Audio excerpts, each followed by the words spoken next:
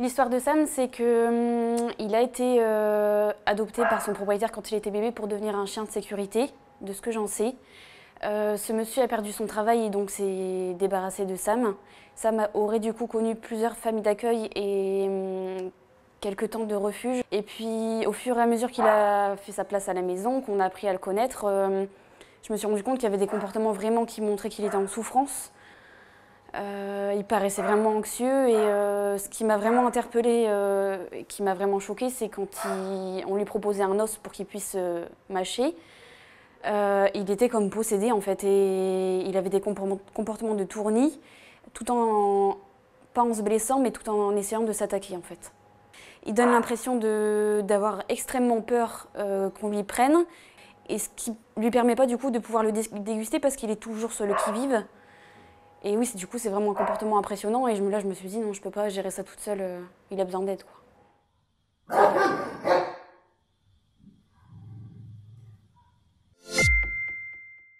C'est un comportement quand même qui explique beaucoup de choses.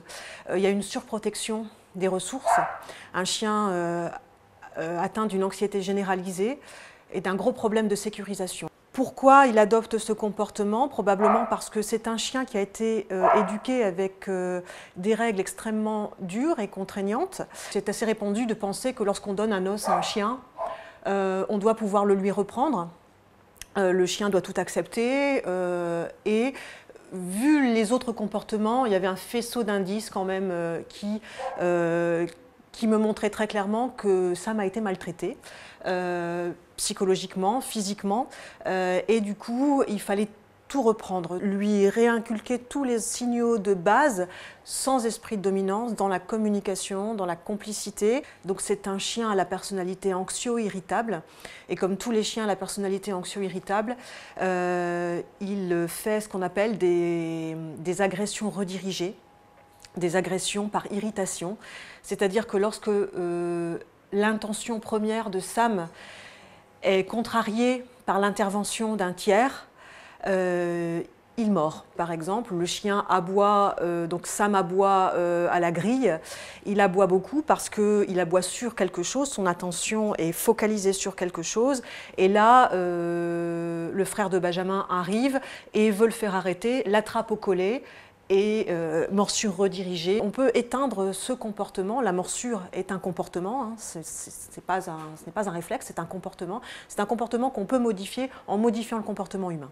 Il faut quand même dire que Sam, au départ, il ne flairait pas, il n'éliminait pas, il restait collé à Marine, il était complètement angoissé, il était incapable de profiter d'une balade. Vraiment, c'était difficile pour lui de faire ce qu'on pouvait lui demander, de faire confiance à Audrey. C'est toujours très gratifiant lorsqu'un animal extrêmement méfiant comme lui, au fur et à mesure, se rapproche et puis montre des signes de confiance, d'intérêt. On l'a beaucoup promené tout seul pour lui permettre de reprendre des comportements canins normaux. Je ne m'étais pas rendu compte que je ne pouvais pas jouer avec mon chien, tout simplement parce qu'il protégeait tout ce qu'il avait, donc les jouets, que ce soit une balle, une corde. Et du coup, quand on jouait, c'est tout, il l'avait, il courait partout, mais ça s'arrêtait là parce qu'on ne pouvait pas avoir d'échange. Et avec les petites astuces d'Audrey, notamment le fait d'avoir plusieurs jouets identiques et de lui proposer, j'ai pu apprendre à jouer avec ça, mais ça peut paraître anodin pour certaines personnes, mais pour Sam, c'était juste magnifique parce que il y avait vraiment un échange et je pouvais voir qu'il était heureux et moi, du coup, je l'étais aussi. Il faut aussi dire qu'il est entre les mains d'une personne exceptionnelle puisque c'est un chien difficile et il a été adopté avec ses difficultés. Mais malgré tout ça, il y a quand même des comportements qui restaient problématiques, notamment le fait quand on lui donnait des os. Donc j'ai bien compris que c'était super important pour lui de pouvoir mâcher et que c'était un bon moment de détente, sauf qu'il ne pouvait toujours pas en profiter parce que ses comportements de tournis, ses tocs continuaient. Donc ces comportements persistaient malgré le fait qu'on ait tout essayé, donc essayer de rediriger ses comportements notamment par le clicker, essayer de le concentrer sur ma voix, lui proposer autre chose, un jouet, ou on s'est rendu compte que finalement il y avait une réelle souffrance qui persistait.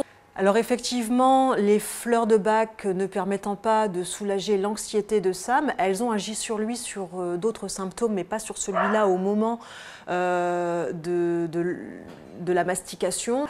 Je n'ai pas réussi avec la rééducation et la thérapie comportementale à éteindre ce comportement qui était vraiment ancré et qui était un trouble obsessionnel compulsif. On aurait pu dire, dans ce cas-là, arrêtez de lui donner des os. C'est hors de question puisque les chiens qui sont des carnivores ont besoin de mastiquer et Sam, qui est un carnivore terriblement anxieux, a encore plus besoin de mastiquer qu'un autre chien. La mastication, c'est plusieurs heures par jour. Les médicaments ne sont pas une fin, en tout cas pas avec moi, ils sont un moyen au service d'une thérapie comportementale globale.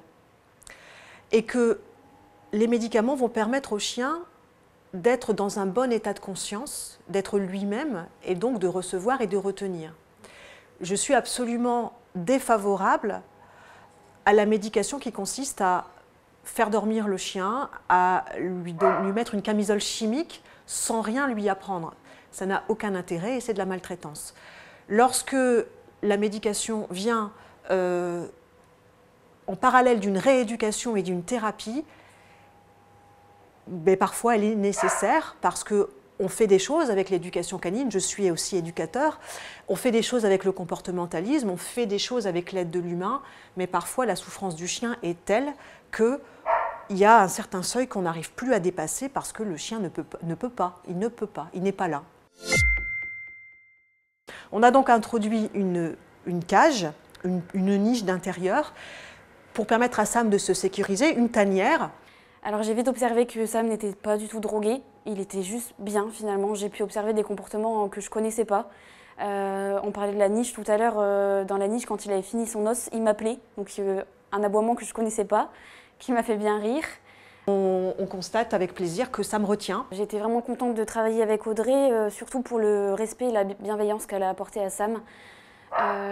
Parce que j'ai mis du temps finalement à trouver un professionnel. Moi je suis ravie parce que finalement j'ai pu comprendre mon chien, ne pas chercher à inhiber tous ses comportements mais à faire avec et autrement pour son bien-être. Alors le travail n'est pas terminé et puis il ne l'est jamais vraiment finalement parce que c'est un accompagnement, une éducation et c'est la vie qui roule comme ça.